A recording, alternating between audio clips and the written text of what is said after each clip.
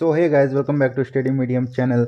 तो live session start हो चुकी है। सभी जल्दी जल्दी जुड़ जाओ फटाफट। और जितने भी लोग पहली बार हमारे चैनल में आए हैं, चैनल को सब्सक्राइब करेंगे और सेशन को लाइक करेंगे और फटाफट शेयर करेंगे। हम लोग इस सीरीज में पढ़ेंगे प्रीवियस ईयर के क्वेश्चंस, जो कि बहुत इंपॉर्टेंट होगा और सिलेक्टेड होगा, जो कि बार बार आपके एग्ज़ाम में रिपीट होते हैं। तो प्रीवियस ईयर में जितनी बार पूछे गए क्वेश्चंस, सबसे ज़्यादा बार रिपीट होने वाले क्वेश्चंस को मैंने इस सीरीज में उठाया है। तो अगर आप इस सीरीज को कंटिन्यू देखते हो एग्ज़ाम तक, तो आपका एग्ज़ाम में मैक्सिमम क्वेश्चंस इसी सीरीज से उठने वाला है। किस टाइप के क्वेश्चंस आते हैं एग्ज़ाम में, सारा आपको जानकारी मिल जाएगा। कंप्लीट इस सीरीज को देखिएगा। और ये सीरीज डेली हम लोग का चलती है इसी टाइम। तो आप लोग डेली लाइव क्लासेस के साथ जुड़ें और इस सीरीज का फ़ायदा उठाएं। और अगर किसी को हमारे पेड कोर्स को ज्वाइन करना है तो आप हमारे ऐप को डाउनलोड कीजिए। ऐप का नाम है स्टडी मीडियम, जो कि प्ले स्टोर में मिल जाएगा या फिर लिंक डिस्क्रिप्शन बॉक्स में है। वहाँ से आप ऐप को डाउनलोड कीजिएगा। वहाँ पे आपको क्लासेस मिल जाएगा, जो कि बहुत ही सस्ती हमारी क्लासेस होती, पेड बैच।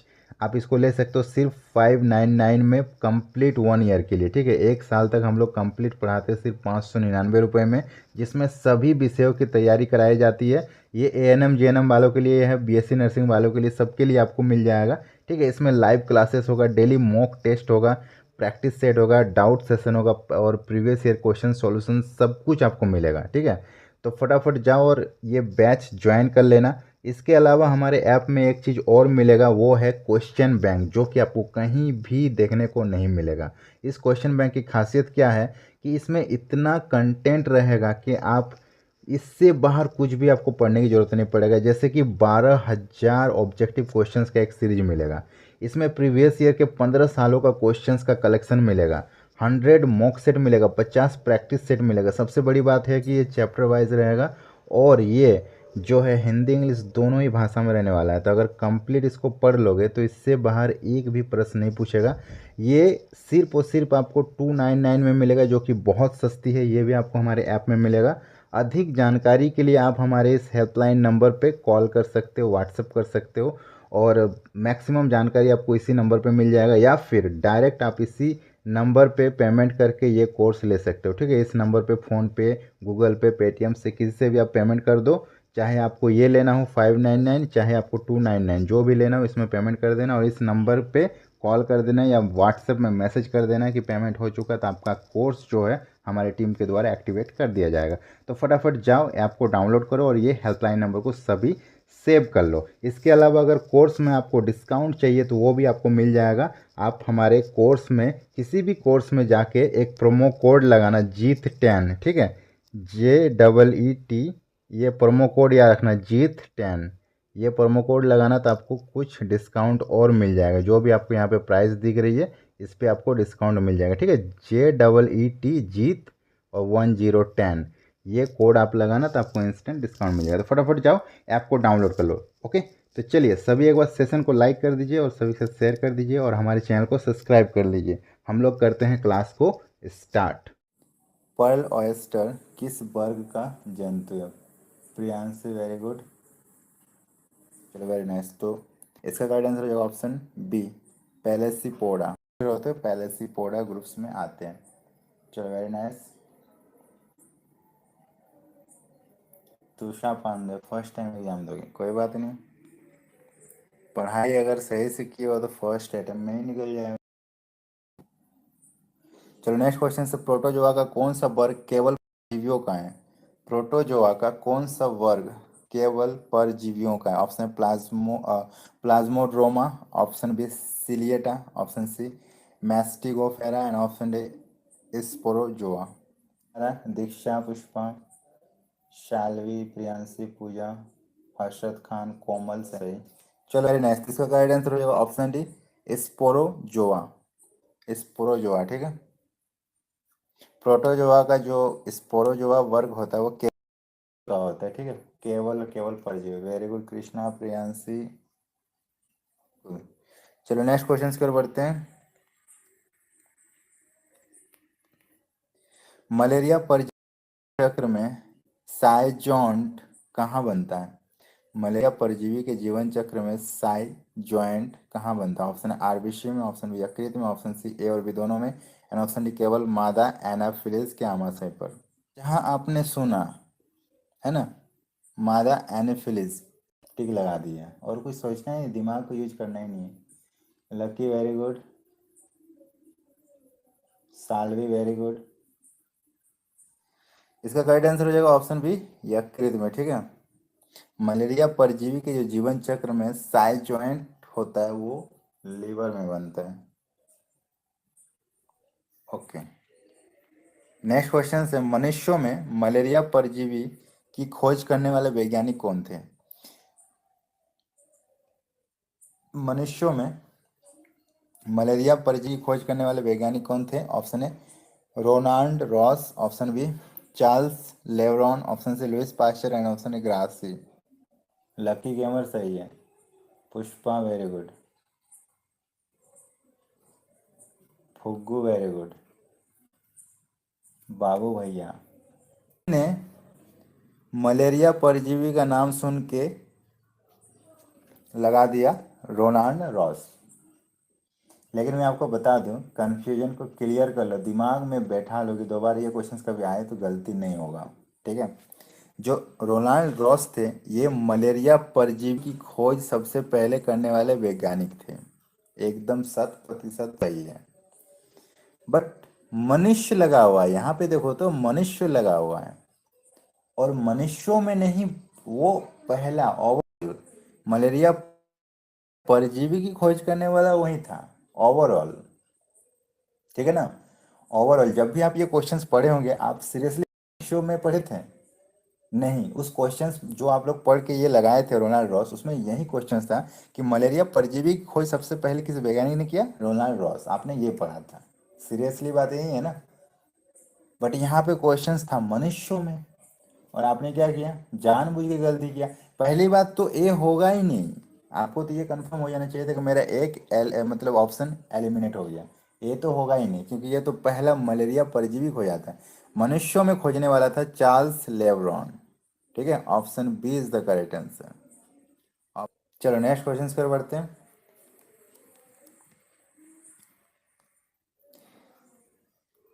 ओरिएंटल सोर का कारक क्या है? रोग ओरिएंटल सोर का कारक क्या है? ओरिएंटल सोर का कारक क्या है? ऑप्शन ए जीवाणु, ऑप्शन ए विषाणु, option C protozoa and option D फफूंद। हाँ, क्या हो जाएगा इसका आंसर? नहीं नहीं, हाँ Diksha very good, Lucky very good, Hashrat Khan, Shalini Upadhyay. तो जो लोग ऑप्शन सी लगा रहे हो प्रोटोजोआ, उनका बिल्कुल सही। ठीक है, रोग ओरिएंटल सोर जो होती है ना वो प्रोटोजोआ का कारक होता है। नेक्स्ट क्वेश्चन है, मलेरिया नियंत्रण के लिए प्रयोग में आने वाली मछली कौन सी है? Option A Gambusia, option B rohu, option C और बी दोनों एंड ऑप्शन डी वेलेगो। वंदना, हस पुष्पा, शिवानी, विवेक। चलो परफेक्ट है, तो इसका गाइड आंसर हो जाएगा ऑप्शन ए गैम्बूशिया। मलेरिया नियंत्रण के लिए जो प्रयोग में आने वाली मछली होती है वो गैम्बूशिया होती है। नेक्स्ट क्वेश्चन से, हाइड्रा में दंश कोशिकाओं की उत्पत्ति होती है। हाइड्रा में जो दंश कोशिकाओं की उत्पत्ति होती है, ऑप्शन ए बाह्य चर्म से, ऑप्शन बी अंत चर्म से, ऑप्शन सी जन काइम से एंड ऑप्शन डी मध्य जन स्तर से। गुड़िया, चलो वेरी नाइस, दूसरा गलत है, बाह्य चर्म से। ठीक है, हाइड्रा में जो दंश कोशिकाओं की उत्पत्ति होती है वो बाह्य चर्म से होती है, बाह्य चर्म से होती है, बिल्कुल सही है। चलो, हाइड्रा में निमेटोब्लास्ट में पाए जाने वाले विष का नाम क्या है? हाइड्रा में निमेटोब्लास्ट में पाए जाने वाले विष का नाम बताना है। Option A glutathione, option C heptonotoxin, option C HCL and option इनमें से कोई नहीं। राजकुमार वेरी गुड, वंदना देवी, पुष्पा, फुग्गू, अमित यादव एकदम परफेक्ट, सभी का शालिनी। सबका करेक्ट आंसर हो जाएगा ऑप्शन बी, हिप्नोटॉक्सिन। हाइड्रा में जो निमेटोब्लास्ट होती है उसमें जो विष पाया जाता है वो होता है हिप्नोटॉक्सिन। नेक्स्ट क्वेश्चन से, एल्यूमिनियम कार्बाइड पर जल की क्रिया द्वारा क्या बनती है? एल्यूमिनियम कार्बाइड पे अगर जल की क्रिया कर दी जाए तो क्या बनती है? Option A methane, option C ethane, option C ethene and option D acetylene. Aluminium carbide है तो हो जाएगा मीथेन। एल्यूमिनियम कार्बाइड है ना, बिल्कुल, तो हो जाएगा मीथेन। Methane methane methane. चलो नेक्स्ट क्वेश्चन पर बढ़ते हैं। एथिल आयोडाइड और एल्कोहलिक KOH की क्रिया से उत्पन्न गैस जो KMnO4 के क्षारीय विलयन को रंगहीन कर देता है वो क्या होगा? ठीक है, ऑप्शन है CH4, option B C2H6, option C C2H4 and option C2H2। नहीं, गलत आ गया। Pushpa very good, Geeta, Priyanka, Lucky, Komal, Govind, चलो वेरी नाइस। तो इसका राइट आंसर हो जाएगा option C C2H4। Okay, ethyl iodide और अल्कोहलिक KOH की क्रिया से उत्पन्न गैस जो होती है वो KMnO4 के क्षारीय विलयन को रंगहीन करती है। नेक्स्ट क्वेश्चन, पोटेशियम परमैंगनेट के ठंडे क्षारीय विलयन में एथिलीन गैस प्रवाहित करने पर कौन सा यौगिक बनता है? Option A C2H5OH, option C3CH3CHO, option CH3COOH and option D CH2OH। Potassium permanganate के ठंडे क्षारीय विलयन में एथिलीन गैस प्रवाहित करने पर कौन सा यौगिक बनता है? गोविंद सिंह करेक्ट है, सब तो गलत आंसर पे जा रहे हो। पोटेशियम परमैंगनेट के ठंडे क्षारीय विलयन में एसिड प्रवाहित करने पर कौन सा यौगिक बनेगा? फुगू वेरी गुड। तो इसका करेक्ट आंसर हो जाएगा ऑप्शन डी। ठीक है, पोटेशियम परमैंगनेट के ठंडे क्षारीय विलयन में एथिलीन गैस प्रवाहित करोगे तो कौन सा यौगिक बनेगा? नेक्स्ट क्वेश्चन से, प्राकृतिक गैस में मुख्य रूप से क्या होती है? प्राकृतिक गैस में methane, n butane, n octane या फिर ऑक्टेन का मिश्रण। प्राकृतिक गैस में मुख्य रूप से क्या होती है? प्राकृतिक गैस में मुख्य रूप से क्या होती है? कृष्णा, अनूप, शिवानी, चलो वेरी नाइस। ऑक्टेन का मिश्रण। ठीक है, एन ऑक्टेन तो मिलेगा ही नहीं और एन ब्यूटेन भी नहीं मिलेगा, ओनली मीथेन आपको दिख जाएगा। ठीक है, चलो नेक्स्ट क्वेश्चन की ओर बढ़ते हैं। हमारे रसगुल्ले कर देंगे। नेक्स्ट क्वेश्चन से, मीथेन और एथेन दोनों किससे एक पद में प्राप्त किए जा सकते हैं? है ना, क्वेश्चन से मीथेन और एथेन दोनों किससे एक पद में प्राप्त किए जा सकते हैं? ऑप्शन है CH3I, option C2H5I, option CH3OH and option D C2H5OH। Ethane और एथेन एक ही पद से प्राप्त की जाती है तो वो हो जाएगा CH3 से। ठीक है, option A is right answer, CH3 से प्राप्त किए जाते हैं। हाँ बिल्कुल। नेक्स्ट क्वेश्चन पर बढ़ते हैं। केनो का हैलोजनीकरण उदाहरण है।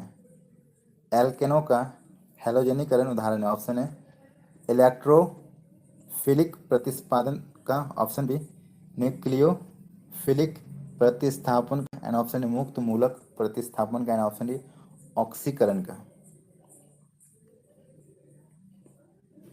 इसका करेक्ट आंसर हो जाएगा ऑप्शन सी मुक्त मूलक प्रतिस्थापन।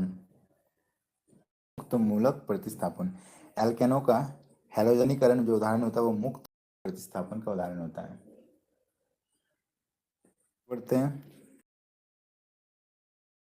कार्बन ब्लैक जो कि छपे स्याही में प्रयुक्त होता है निम्न में से किसका विघटन से मिलता है? Option C2H2, option B C6H6, option C Cl4 and option D CH4। Easy लगना भी चाहिए। चलो इसका करेक्ट आंसर हो जाएगा ऑप्शन डी CH4। ठीक है, CH4 जो होते हैं वो कार्बन ब्लैक जो कि छपे हुए स्याही में परित होता है, वो किसका विघटन रूप होता है? CH4 का। तो क्लास में आगे बढ़ने से पहले आप सभी को बता दूं कि अगर आपको इस क्लासेस का पीडीएफ चाहिए तो आप ये क्वेश्चन बैंक जरूर लें। इस क्वेश्चन बैंक में आपको डायरेक्ट 12,000 ऑब्जेक्टिव क्वेश्चन मिलेंगे जो कि पूरा सिलेक्टेड रहेगा और इम्पोर्टेंट क्वेश्चंस का कलेक्शन रहेगा, जिसमें 15 साल के प्रीवियस ईयर क्वेश्चंस भी शामिल रहेंगे। 100 मॉक सेट और 50 प्रैक्टिस सेट इसमें रहेंगे। अगर आप इसको कंप्लीट पढ़ लेते हो तो इससे बाहर एक भी प्रश्न नहीं पूछा जाएगा, ये गारंटी है। ये पूरा चैप्टर वाइज रहने वाला है। ये एएनएम जेएनएम बीएससी नर्सिंग सभी के लिए होगा और ये हिंदी इंग्लिश दोनों ही भाषा में है। ये आपको कहाँ मिलेगी? हमारे ऐप के अंदर मिलेगा। ऐप को डाउनलोड करने का लिंक डिस्क्रिप्शन बॉक्स में दिया गया है, या फिर प्ले स्टोर में जाकर सर्च करना स्टडी मीडियम, आपको हमारा ऐप दिख जाएगा, उसको डाउनलोड कर लेना। और अधिक जानकारी के लिए नीचे दिए गए इस हेल्पलाइन नंबर पर संपर्क करो, या फिर आप इसमें व्हाट्सएप भी कर सकते हो। या बढ़ते हैं क्लास में आगे की ओर।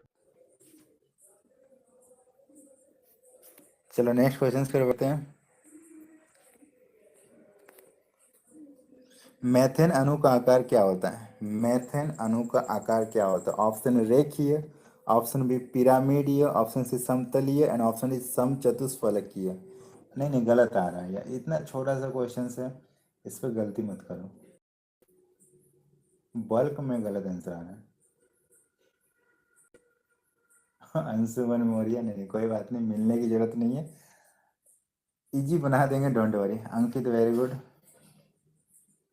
तो इसका करेक्ट आंसर हो जाएगा ऑप्शन डी समचतुष्फलकीय।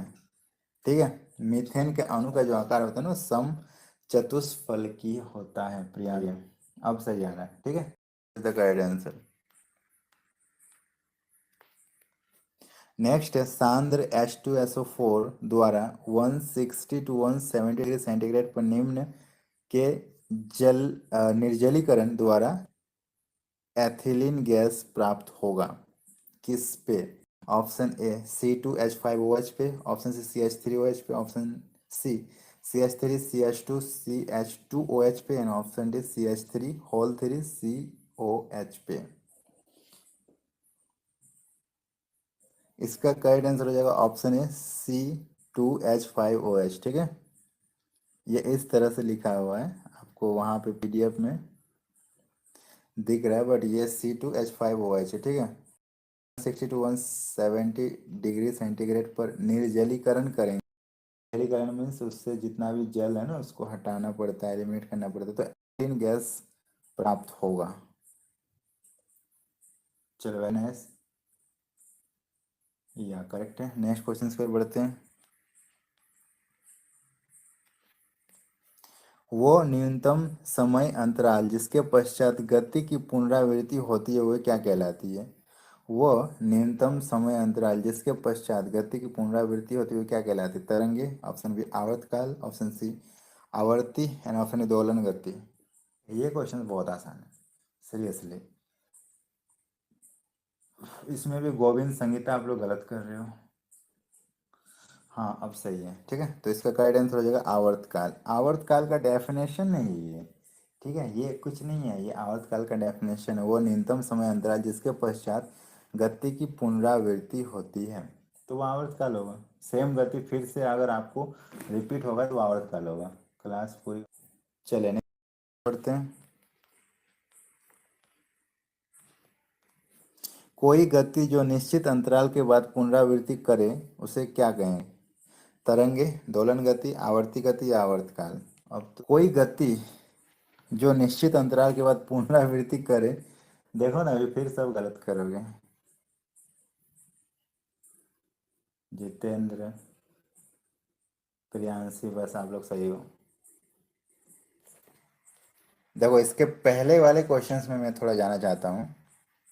ये देखो, इसके पहले वाले क्वेश्चन में बोला गया था वो न्यूनतम समय अंतराल जिसके पश्चात गति की पुनरावृत्ति होती है तो ये क्या कहलाती है?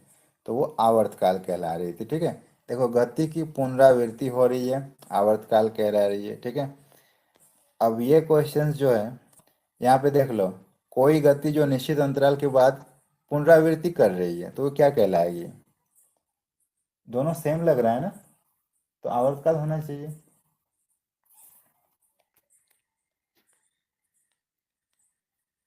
बट यहाँ पे देखो, वो न्यूनतम समय अंतराल, एक्चुअली पुनरावृत्ति से हमको कोई मतलब नहीं है इस क्वेश्चंस का। वो न्यूनतम समय अंतराल लेना है, समय अंतराल लिया हमने। यहाँ पे कोई गति, यहाँ पे गति है, वो समय था, वो समय था इसलिए वो आवर्तकाल हुआ। और ये गति है इसलिए ये आवर्ती गति होगा। समझ में आया? चीज सेम है, इसमें भी पुनरावृत्ति हो रही है, उसमें भी पुनरावृत्ति हो रही है, लेकिन वहां पे पुनरावृत्ति होने का समय पूछा गया तो आवर्तकाल, काल मीन्स क्या होता है? समय। और यहाँ पे गति पूछा गया, पुनरावृत्ति होने का गति पूछा गया तो आवर्ती गति, सिंपल। कभी गलती होगा? पुनरावृत्ति हो रही है दोनों केस में, और समय पूछा जाए तो आवर्तकाल कहलाएगा, और गति पूछा जाए तो आवर्ती गति कहलाएगा। कभी गलत नहीं होगा। दोलन गति लगा रहे थे आप लोग, और तरंग वरंग पता नहीं क्या क्या लगा रहे थे। हाँ, लकी भरे नहीं, एनसीईआरटी पढ़ लो, सब कुछ हो जाएगा। एनसीईआरटी पढ़ लो बेटा, आईएएस निकल जाएगा। ये सब क्या है, छोटा मोटा एग्जाम, आईएएस निकल जाएगा। नेक्स्ट क्वेश्चन से, कोणीय तरंग संख्या k का एसआई मात्रक क्या होगा? कोणीय तरंग संख्या k का एसआई मात्रक क्या होगा? Option A poise, option B radian प्रति metre, option C tesla and option D पाइला। कोणीय तरंग संख्या, कोणीय तरंग संख्या का ऐसा यूनिट क्या हो जाएगा? रेडियन प्रति मिनट, बिल्कुल। चलो नेक्स्ट क्वेश्चन की ओर बढ़ते हैं। गोलीय दर्पण का ज्यामितीय केंद्र इसका क्या कहलाता है? कहलाता है प्रकाशीय केंद्र, कैडार के ध्रुव, या फिर poised. Miss world very good. अरे सब गलत जा रहे हो। गीता वेरी गुड, 3 से 4 आंसर सही आ रहा है। इसका करेक्ट आंसर हो जाएगा ऑप्शन सी ध्रुव। ठीक है, प्रकाशिक केंद्र नहीं होगा, आप लोगों को लग रहा है तो वो नहीं होगा। Option C is the correct answer. जो केंद्र बिंदु होता है उसको ध्रुव बोला जाता है। नेक्स्ट क्वेश्चन है, गोलीय लेंस के ज्यामितीय केंद्र को क्या कहते हैं? गोलीय लेंस के ज्यामितीय केंद्र को क्या कहते हैं? प्रकाशिक केंद्र, ध्रुव, प्रकाश मिति, या फिर पॉइज। पे आए, पीसीबी है कंप्लीट। ठीक है, इसका करेक्ट आंसर हो जाएगा ऑप्शन है प्रकाशिक केंद्र। गोलीय लेंस की जो ज्यामितीय केंद्र बोला जाता है, देखो दोनों में एक बार आप देख लो, दोनों क्वेश्चन में बस कंफ्यूज होते हो। इसका आंसर वहाँ, उसका आंसर यहाँ। गोलीय दर्पण, गोलीय दर्पण जब बोला जाए, मिरर की बात बोला जाए, देखो यहाँ तो ज्यामितीय केंद्र दोनों में है। ज्यामितीय केंद्र की बात हो रही है, उसको आप साइड में रखो। गोलीय दर्पण की बात करें तो ध्रुव। ठीक है, और यहाँ देखो गोलीय लेंस की बात हो रहा है, ज्यामितीय केंद्र ये भी है, गोलीय लेंस की बात हो रहा है तो प्रकाशिक केंद्र। समझ में आ गया? अभी आपने गलत किया था ना, जब हमने दर्पण पूछा था आपने प्रकाशिक केंद्र बोल दिया। जब दर्पण होगा तो ध्रुव, और जब लेंस होगा तो प्रकाशिक केंद्र। समझ में आ गया? पहले वाले में ही गलत दे दिए थे ना नक्की, इसलिए। नेक्स्ट क्वेश्चन से, प्रकाश के अपने संगठन वर्णों में विपाटन की परिघटना को क्या कहते हैं? प्रकाश के अपने संगठन वर्णों के विपाटन की परिघटना को क्या कहते हैं? Option A Cnidaria, option B Lewis निरूपण, ऑप्शन सी नोवेकन, एंड ऑप्शन डी परिक्षेपण। बिल्कुल सही है, फुग्गू, सुमन देवी, जितेंद्र। चलो सही है, गोविंद आपका रॉन्ग है। करेक्ट आंसर हो जाएगा ऑप्शन डी परिक्षेपण। बिल्कुल, परिक्षेपण is the correct answer. Next question से, प्रकाश के संघटक वर्णों के प्रतिरूप को क्या कहते हैं? Option A Schwartz, option C Cnidaria, option C spectrum, and option D नोवेकन।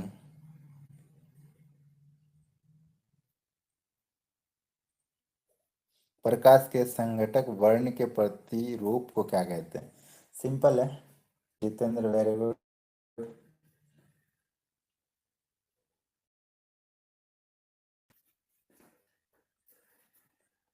Bhanu Pratap क्या हुआ? रोने वाला इमोजी, इसका मैं क्या तात्पर्य निकालूं? फुग्गू, प्रियांशी, गोविंद, हशरत, बाबू भैया, शिवानी, महक, चलो वेरी नाइस। स्वाति, अनूप मौर्य। तो इसका करेक्ट आंसर हो जाएगा ऑप्शन सी स्पेक्ट्रम। ठीक है, प्रकाश संघटक वर्णों के प्रतिरूप को क्या कहते हैं? स्पेक्ट्रम।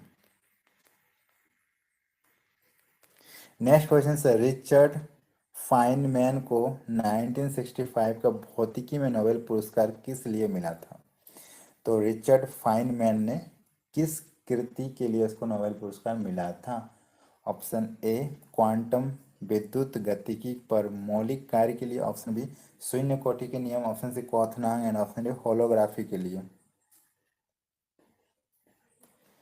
रिचर्ड फाइनमैन को 1965 में भौतिकी के लिए नोबेल पुरस्कार मिला था। डेट अगर आप याद नहीं भी रखते तो कोई दिक्कत नहीं है। रिचर्ड फाइनमैन आपको याद रखना है, ठीक है। और फिजिक्स में इसको नोबेल पुरस्कार मिला था किस लिए? इसकी काम के लिए। इसका काम क्या था? चलो वेरी नाइस, सबका सही आ रहा है। संगीता जी गलत है। शालिनी गलत है। इसका करेक्ट आंसर हो जाएगा ऑप्शन है क्वांटम विद्युत गतिकी पर मौलिक कार्य के लिए। तो option A is the correct answer. तो आज की क्लासेस यहीं तक थी। अगर आपको पसंद आया तो लाइक कीजिए, अपने सारे फ्रेंड के साथ शेयर कीजिए, और हमारे चैनल को पहली बार विजिट कर रहे हैं तो चैनल को सब्सक्राइब जरूर कर लीजिएगा, और हमारे ऐप को डाउनलोड कर लीजिए। अगर आपको पेड कोर्स लेना है तो ऐप का नाम है स्टडी मीडियम, जो कि प्ले स्टोर में आपको सर्च करने से मिल जाएगा। जो हमारे चैनल का नाम है वही ऐप का भी नाम है, और नहीं तो उसका लिंक मैंने डिस्क्रिप्शन बॉक्स में दे रखा है, वहाँ से आप डाउनलोड कर लेना। वहाँ पे आपको पेड कोर्स मिल जाएगा बहुत ही सस्ती, सिर्फ 599 रुपये में आपको कंप्लीट कोर्स करा दिया जाएगा। सभी विषयों की तैयारी वहाँ पे कराई जाएगी। फुल ऑन लाइव क्लासेस चलती है, चैप्टर वाइज चलती है। हम लोग किस टाइप के से पढ़ते हैं ऐप में, तो सबसे पहले एक चैप्टर को उठाते हैं, उसका पूरा कंसेप्ट समझाते हैं आपको, पूरा उसका थ्योरी समझाएंगे, आपके दिमाग में पूरे छाप देंगे। उसके बाद उस चैप्टर को जब आप कंप्लीटली समझ जाओगे, तब उस चैप्टर से रिलेटेड जितने भी ऑब्जेक्टिव क्वेश्चंस बनेंगे वो सब आपके सामने रखेंगे, और उसका आंसर आप खुद दोगे। मुझे एक भी आंसर बोलने की जरूरत नहीं पड़ेगा, आप खुद आंसर दोगे, ठीक है। उसके बाद सारे ऑब्जेक्टिव क्वेश्चंस को पूरा अच्छे से एक्सप्लेन करेंगे। 4 ऑप्शन जो रहते हैं उसमें से एक तो आंसर होगा, उसके बारे में बताएंगे। बाकी जो 3 हैं जो कि आंसर नहीं होता, उसके बारे में भी आपको जानकारी देंगे पूरी। मतलब कंप्लीटली आपको समझाया जाएगा, दिमाग में छाप दिया जाएगा, ठीक है। उसके बाद उस चैप्टर का पूरा नोट्स दे दिया जाएगा पीडीएफ के माध्यम से, और प्रीवियस ईयर के क्वेश्चंस भी सॉल्व कर दिए जाएंगे। तो इस तरह से हम लोग पूरा ऐप में पढ़ाई कर रहे हैं बहुत ही अच्छे ढंग से। अगर आप ऐसे क्लासेस को ज्वाइन करना चाहते हो तो आप हमारे ऐप को डाउनलोड करो, सिर्फ 599 रुपये पे करो, 1 साल तक पढ़ाई मुफ्त, और आपको कोई भी चार्जेस नहीं लगेगी। इसके अलावा आपको हमारे ऐप में एक अनोखा चीज़ और मिलेगा, वो है क्वेश्चन बैंक, जिसका नाम है क्वेश्चन बैंक। 12,000 ऑब्जेक्टिव क्वेश्चंस का ये क्वेश्चन बैंक रहेगा। सभी एग्ज़ाम के लिए अलग अलग ये बनाया गया है, जिसमें 15 साल का प्रीवियस ईयर का क्वेश्चन इंक्लूड रहेगा। 100 मॉक सेट रहेगा रिवीजन के लिए, 50 प्रैक्टिस सेट रहेगा। और इसकी खासियत ये है कि ये चैप्टर वाइज रहेंगे, ठीक है, चैप्टर वाइज रहेंगे, हिंदी इंग्लिश दोनों ही भाषा में रहेगा। और इसको कंप्लीट पढ़ लेते हो तो गारंटी है कि इससे बाहर एक भी प्रश्न नहीं पूछेगा, ये इनफ है। 12,000 बहुत होते हैं। अगर मार्केट से कोई भी किताब आप उठाते हो तो 1,000 1,500 से ज़्यादा क्वेश्चन आपको नहीं मिलेगा, लेकिन इस सीरीज में आपको 12,000 ऑब्जेक्टिव क्वेश्चन मिलेंगे।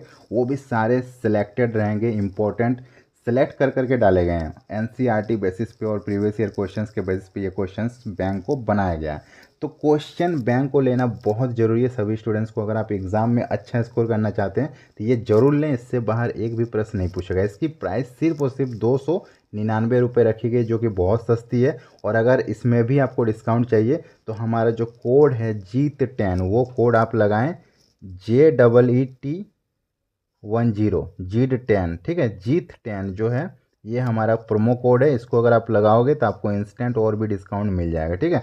तो डिस्काउंट लेने के लिए आप ऐप को अभी इंस्टॉल करें और ये कोड लगाएं। अधिक जानकारी के लिए नीचे दिए गए इस हेल्पलाइन नंबर पर संपर्क करें। इस नंबर पर व्हाट्सएप मैसेज कर सकते हो, कॉल कर सकते हो, कुछ भी, ये हेल्पलाइन नंबर है। इसके अलावा अगर आपको डायरेक्टली पेमेंट करके लेना है हमारी टीम के थ्रू, तो इसी हेल्पलाइन नंबर पे फ़ोनपे या गूगल पे या पेटीएम से आप पेमेंट कर देना। चाहे आपको ये कोर्स लेना हो, चाहे आपको ये लेना हो, डायरेक्ट इस नंबर पे पेमेंट कर देना, और कॉल कर देना या व्हाट्सएप में मैसेज कर देना कि हमारी पेमेंट हो गई है। तो हमारी टीम जो है आपको कोर्स ज्वाइन करा देगी। आपको कुछ भी करने की ज़रूरत नहीं पड़ेगा। ज्वाइन करके आपको व्हाट्सएप में सारा मटेरियल प्रोवाइड करा दिया जाएगा, या फिर आपको ऐप का लिंक भी आपको व्हाट्सएप में मिल जाएगी। ठीक है, तो पेमेंट करके आप डायरेक्ट व्हाट्सएप में मैसेज करो तो भी आपका कोर्स एक्टिवेट हो जाएगा। ओके, तो सभी के साथ ये क्लासेस शेयर करना और हमारे चैनल को सब्सक्राइब करना और ऐप को जरूर डाउनलोड करना। मिलेंगे हम लोग कल इसी टाइम, तब तक के लिए tata bye bye, take care, have a nice day.